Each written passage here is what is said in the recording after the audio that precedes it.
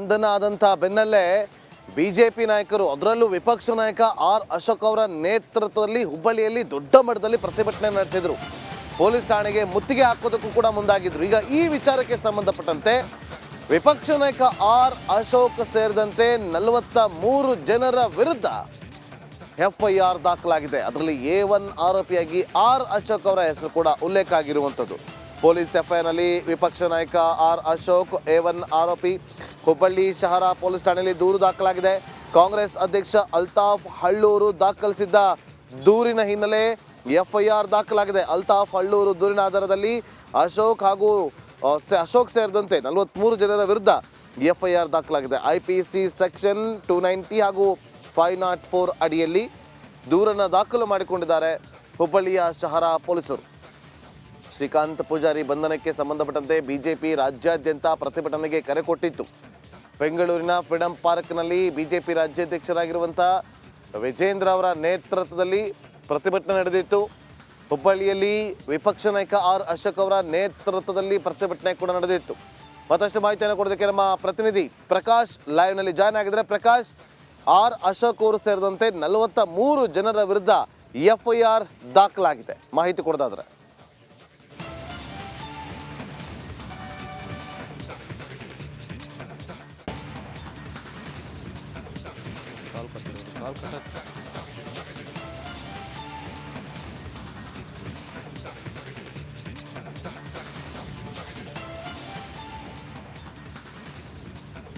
ಕೆಲಸವನ್ನ ಮಾಡ್ತೀವಿ ನೋಡಿ. ಶಹರ ಪೊಲೀಸ್ ಠಾಣೆಯಲ್ಲೇ ಶ್ರೀಕಾಂತ್ ಪೂಜಾರಿ ಬಂಧನ ಆಗಿತ್ತು.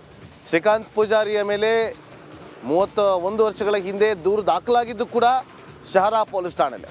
ಹಾಗಾಗಿ ವಿಪಕ್ಷ ನಾಯಕ ಆರ್ ಅಶೋಕ್ ಅವರ ನೇತೃತ್ವದಲ್ಲಿ ಬಿಜೆಪಿಯ ನಾಯಕರು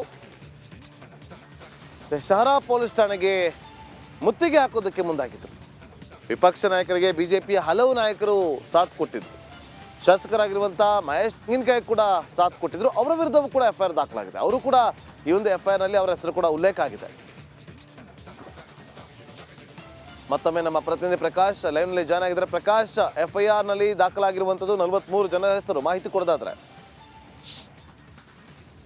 ಎಸ್ ನಾಗೇಂದ್ರ ಬಾಬು, ಕರಸೇವಕ ಶ್ರೀಕಾಂತ್ ಪೂಜಾರಿ ಬಂಧನವನ್ನು ಖಂಡಿಸಿ ಮೊನ್ನೆಯಷ್ಟೇ ಬಿಜೆಪಿ ಪಾಳ್ಯ ಕೇವಲ ವಾಣಿಜ್ಯಗಿರಿ ಹುಬ್ಬಳ್ಳಿಯಲ್ಲಿ ಅಷ್ಟೇ ಅಲ್ಲದೆ ಇಡೀ ರಾಜ್ಯಾದ್ಯಂತ ಸಾಕಷ್ಟು ಉಗ್ರವಾದಂಥ ಹೋರಾಟವನ್ನು ಮಾಡಿತ್ತು. ಅದರಲ್ಲೂ ಪ್ರಮುಖವಾಗಿ ಶಹರ ಪೊಲೀಸ್ ಠಾಣೆಯ ಎದುರುಗಡೆ ಏನು ವಿಪಕ್ಷ ನಾಯಕ ಆರ್ ಅಶೋಕ್ ಸೇರಿದಂತೆ ನೂರಾರು ಕಾರ್ಯಕರ್ತರನ್ನು ಒಳಗೊಂಡಂತೆ, ಅಂದರೆ ಅರವಿಂದ್ ಬೆಲ್ಲದವರು ಇರ್ಬೋದು, ಶಾಸಕ ಮಹೇಶ್ ತೆಂಗಿನಕಾಯಿ ಇರ್ಬೋದು, ಹೀಗೆ ನೂರಾರು ಸಂಖ್ಯೆಯಲ್ಲಿ ಉಗ್ರವಾದಂಥ ಹೋರಾಟವನ್ನು ಕೈಗೊಂಡಿದ್ದರು. ಈ ವೇಳೆ CM ಸಿದ್ದರಾಮಯ್ಯ ಸೇರಿದಂತೆ ಕಾಂಗ್ರೆಸ್ ನಾಯಕರ ವಿರುದ್ಧ ಅವಹೇಳನವಾಗಿ ಏನು ಆಕ್ರೋಶಭರಿತವಾದಂಥ ಮಾತುಗಳನ್ನು ಹೇಳಿದರು. ಈ ಹಿನ್ನೆಲೆಯಲ್ಲಿ ಹುಬ್ಬಳ್ಳಿ ಧಾರವಾಡ ಕಾಂಗ್ರೆಸ್ನ ಅಧ್ಯಕ್ಷರಾಗಿರುವಂತಹ ಅಲ್ತಾಫ್ ಹಳ್ಳೂರ್ ಅವರ ನೇತೃತ್ವದಲ್ಲಿ ಶಹರ ಪೊಲೀಸ್ ಠಾಣೆಯಲ್ಲಿ ಬರೋಬ್ಬರಿ 43 ಜನ, ಅಂದರೆ ಬಿಜೆಪಿಯ 43 ಜನರ ಮೇಲೆ ಎಫ್ಐಆರ್ ಅನ್ನು ದಾಖಲು ಮಾಡಿರ್ತಕ್ಕಂಥದ್ದು. ಅದರಲ್ಲೂ ಪ್ರಮುಖವಾಗಿ ವಿಪಕ್ಷ ನಾಯಕ ಆರ್ ಅಶೋಕ್ ಅವರು A1 ಆರೋಪಿ, ಅದೇ ರೀತಿ ಅರವಿಂದ್ ಬೆಲ್ಲದ್, ಮಹೇಶ್ ತೆಂಗಿನಕಾಯಿ A2 ಆರೋಪಿ, A3 ಆರೋಪಿ, ಹೀಗೆ 43 ಜನರ ವಿರುದ್ಧ ಎಫ್ಐಆರ್ ಅನ್ನು ದಾಖಲು ಮಾಡಿರ್ತಕ್ಕಂಥದ್ದು ನಾಗೇಂದ್ರ ಬಾಬು. ಒಂದು ಕಡೆ ಸಾಕಷ್ಟು ಶ್ರೀಕಾಂತ್ ಪೂಜಾರಿಯ ಬಂಧನಕ್ಕೆ ಸಂಬಂಧಪಟ್ಟಂತೆ ಬಿಜೆಪಿ ಒಂದು ಕಡೆ ಉಗ್ರವಾದಂಥ ಹೋರಾಟವನ್ನು ಕೈಗೊಂಡಿತ್ತು.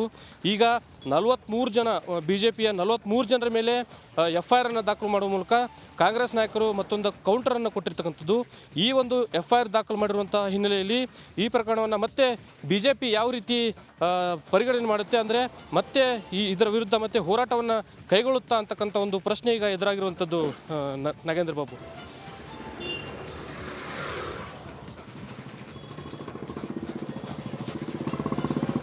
ಓಕೆ, ಥ್ಯಾಂಕ್ ಯು ಪ್ರಕಾಶ್, ನಿಮ್ಮೆಲ್ಲ ಮಾಹಿತಿಗಾಗಿ.